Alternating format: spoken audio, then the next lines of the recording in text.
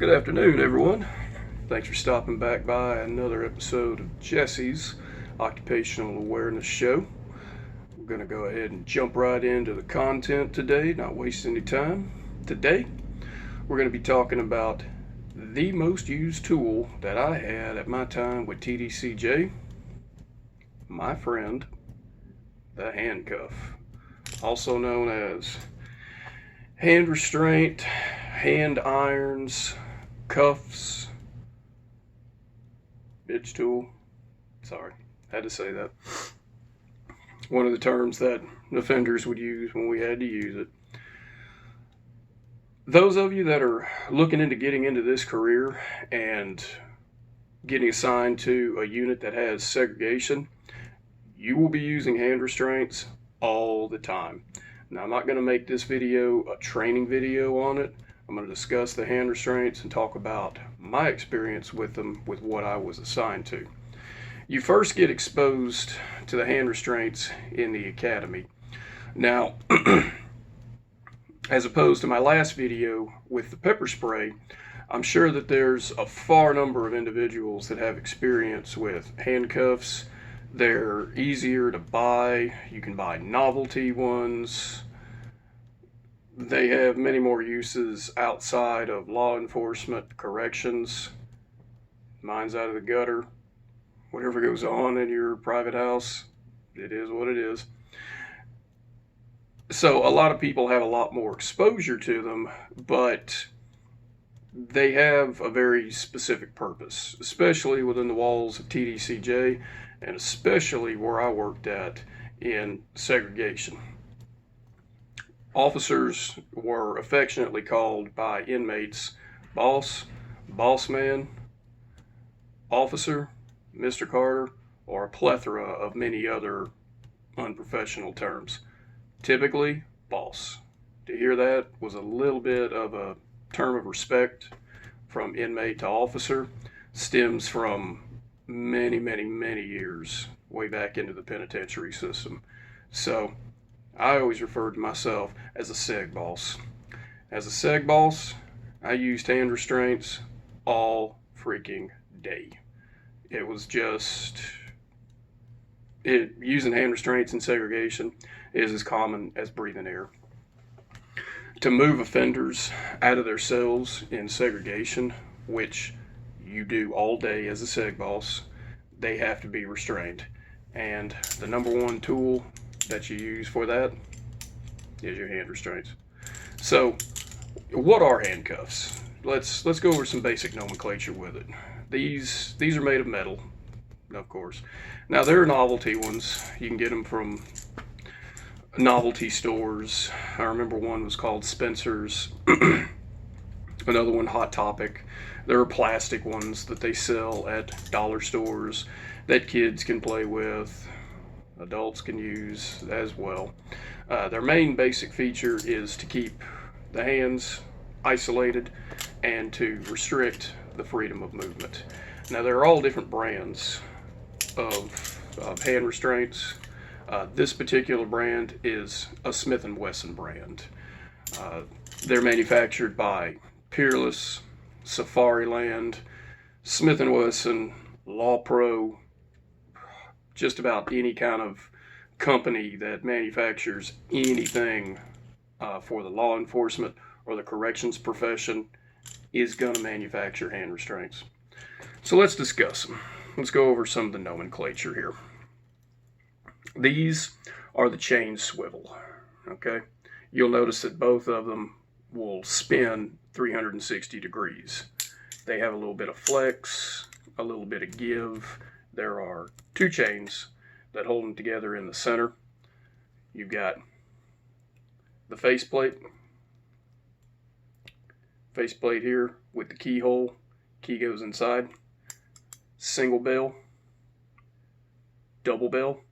Single bell is what always goes toward the individual that you want to restrain. Mine are a little bit stiff, they're older. Single bell is the one that moves. Double bell, you don't want that toward the individual. You're not gonna be able to restrain them with it. Now I'm not going to snap the restraints onto me, but the single bell, it goes on, it goes around, goes all the way around from there, and then you can ratchet down and secure the individual. It's got teeth and a groove that it goes in. All right. Once the teeth go in the grooves, it won't come back out.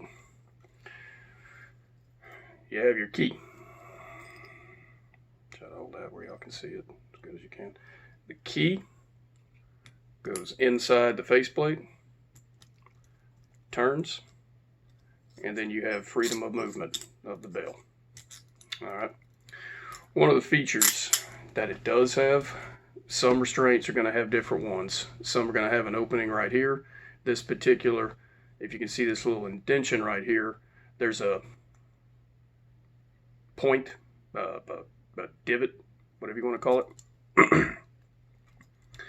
The end of the key has this little raised point. That's not there by accident. Hand restraints can be double locked. Once they're applied to the individual, you take this point, hear the click, press it in, it's double locked. It won't allow the bell to move anymore. That way when you have somebody who's restrained, they can't ratchet it down on their wrists and it get too tight on them, and it just secures more movement. Now how do you get that off? All right, for this particular restraint, key goes in, you turn it the opposite direction. There's a little bit of a audible click. That's the double lock releasing. Turn the other way. Now you have the freedom of movement from the cuff. All right. Single bell, double bell, faceplate, chain. There's another version of hand restraints that instead of the chain in the center, there's a hinge. The only movement they have is going to be like this. They won't rotate.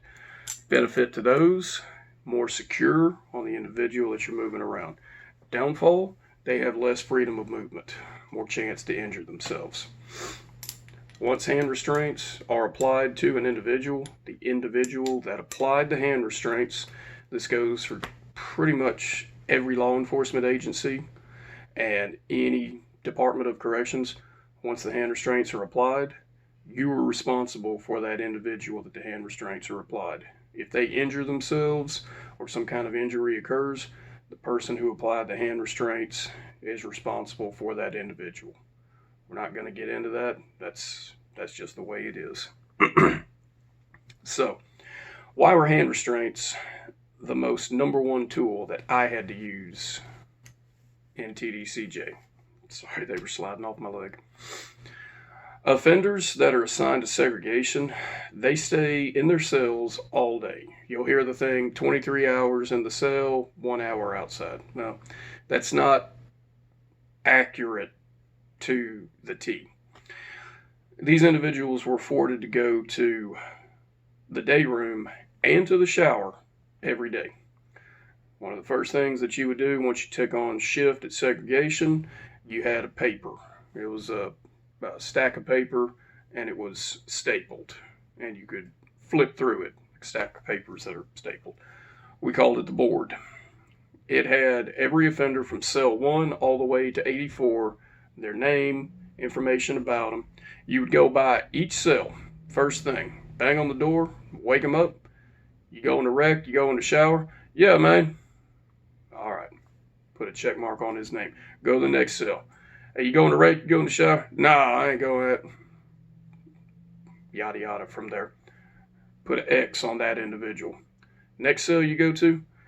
Hey, you go in the rec, you go in the shower? Hey, what they serving for chow today, man? I don't freaking know. Chicken? Hey, man, you give me an extra piece of chicken, I'll give you my rec. I'll do a whole video about running games, running favors, manipulation. That's an example of an offender. It takes a lot of time to cuff up the individual, take them out of their cell, move them to where they're going, start their timer, take them back out, take them back to their cell. That was your primary job there in segregation. I'm sorry. Primary job was the care and protection of the individuals assigned. Secondary was their day-to-day needs. And that was moving them from their cell to the day room, to the shower, back to their cell, getting them chow, getting them their meds. This is an example of an offender asking for, if you can get him extra food, he'll give you his rec, he'll give you his shower. You don't have to move near as much. Now, it's hard to make that kind of promise, because if you tell the offender, yeah, I'm going to get you some extra chicken, and you can't do it, that's not right. It's best to not get caught up in that game unless you know for sure you can make good on your word. We're getting a little off topic. Supposed to be talking about the hand restraints. Sorry, getting into it, remembering things that are coming back. So, once you determine how many individuals that you were going to have to move from cell to day room and so forth from there, it was time to start moving them. You'd go to the door. You'd have your hand restraints. A couple of ways you can do it. Grip it by the chain. Grip it 2/4. All right. Some, like the bell here, the bell facing the other way. That way you can go down with one, and then once you go down with that one, this one right here, it's going to come up, and it's going to snap to the other individual's wrist. Again, I'm not doing this for training purposes. Those of you moving into the agency, you're going to get trained ad nauseum in the academy. This is for entertainment. So, you would drop the slot to the offender's door. They would pass their clothing out to you. You had to pat that down, check it for contraband. They'd pass their shoes to you. It was either blue issued state shoes or shower shoes that they had. They had to have some kind of foot covering to come out of their cell. You wouldn't give them the clothing back. You would give them their shoes back. A seg offender got moved in their boxer shorts and their shower shoes. They would then squat down. Both hands would come out of the cell. You would take the hand restraints. You could either go down on top of them, or you could have both bells open, lift them up, picture a set of hands in there, close it over on top, let go of them. What you don't want to do, you don't want to be holding on to the chain. Okay, if you're holding on to the chain, these can move. This chain can pinch fingers. It can turn your hands into hamburger meat. Once they get their hand restrained, they can rotate their hands over, twist down around, fight's on. If you're holding on to that chain and they twist over and you get wrapped up and they run back in that door, your whole arm is going inside that door, and the fight's on from there. It's not going to end good. Yeah, his wrists are gonna hurt. Not near as bad as your fingers or part of your hand that gets caught up inside this metal chain right here. These are unforgiving. Another thing, you'll get one restraint on. They'll pull in. I'm not going to snap it to myself. They'll have hand restraint on. Have this here ready as a weapon. This swinging around, that can be very dangerous. Even more dangerous is if this bail is open and they're swinging it around. This swings and gets caught up into something somewhere. That can be pretty bad, pretty ugly, pretty dangerous. Another way, I hope I'm not training would-be individuals who want to use this as weapons, but this is taught in the academy. It's taught how to watch out for. Got your little raptor claw right here. That can hurt pretty bad. All right, so things to keep an eye on when you're restraining these guys. Once the restraints were on the individual, they would step back inside their door, close the slot, roll the door, Offender would walk out, hand goes on their arm, partner has their clothes, walk them down to the day room, put them in the day room, reverse. Take the hand restraints off, give him his clothes, move on to the next one. One of the things that you picture when you see police officers, a big thick leather belt or a black canvas belt on their waist, on the back of it, there's going to be a ping pong paddle shaped case, either leather or canvas. It's going to have hand restraints in it. Usually 2 of them on the side of their back. I'm pointing back there like you can see that. Usually on the side of their back. I do have one. I didn't get it out to show you. I'm sorry. Google search handcuff pouch, handcuff case. You'll see it. They fold up. They drop down in it. It's kind of shaped a little bit smaller down as it goes. Fits on the belt. I wore one of those for about 2 days in segregation. It looks professional. It looks law enforcement. It puts out the image. However, you have to take these restraints, put them back behind you, move on to where you're going, get to where you're going, take your hand, reach back behind you, let them drop, get on to where they're going. Once you move about 82 inmates in one day, move them to one place, times 2, that's 164. Take them to the shower, same thing. 164 times 2 is 324, 332. The amount of times that you're going to be hand restraining individuals a day. Do that 4 times. That's your 4-day shift. So it wasn't practical to use the handcuff pouch. I talked about the stab vest that we had. We had the center pocket here, center line, had for the pepper spray. Also had 2 side pockets folded around the abdomen. Usually the hand restraints, they just went down in that pocket. When I'd get to the cell, I'd bang on it, get the guy up to it, hand his clothes out, pass his clothes off to my partner, get those patted down, take the shoes. I'd check the shoes, give him his shoes back. Once I gave him his shoes back, hand would go in the pocket, hand restraints would come out.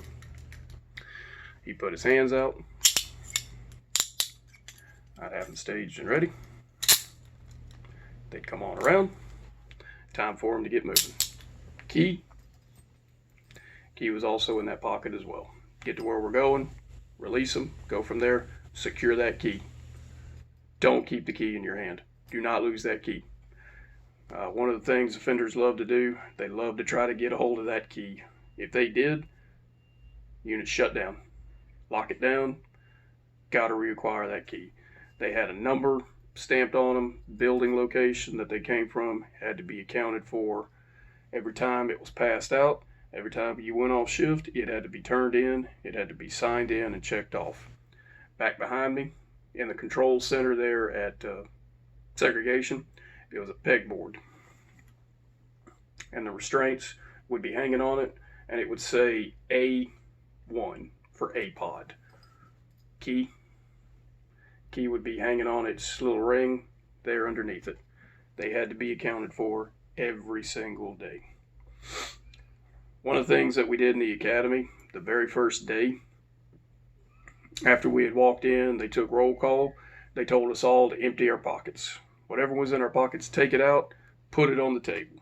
We knew we weren't supposed to bring in firearms, ammo, knives, lighters, tobacco, alcohol, anything to that nature. Like a lot of individuals, for whatever reason, I don't know why. I really don't. Back in the day, I carried a handcuff key on my keychain. I had my truck key, my house keys, and I had a handcuff key. All right. I don't know if I thought it looked cool or if somebody out in the real world, hey, has anybody got a handcuff key? I got you, brother. Got you right here. I never had to deal with that. So why I carried one, I don't know. You throw your keys out on the table. Didn't have our phones on us. They were in the car. and the instructors come by and look at it. And when they pick up your keychain, they tell you come with me. And we went up to the front of the room. I don't remember how many of us there were pretty good many of us. And they all hold up the keys. What unit you getting assigned to? I'm going to Style, Sergeant. You just caused an escape at your unit simply by having this alone right here. Ooh, my bad. So that was our lesson to not carry handcuff keys on your keychain. And in fact, after that, I never carried one again. That was in April of 2013. So that's been 8 years ago. I haven't had one on since then. Folks, really hope y'all enjoyed today's content. I really hope that this has been beneficial, insightful, and entertaining, to say the least. Stand by for plenty more videos, more content. If you liked the video, tell me what you liked. If you didn't like the video, tell me what you didn't like. Everyone take care of yourselves. Stay safe. Have a great rest of your day. I appreciate every one of you.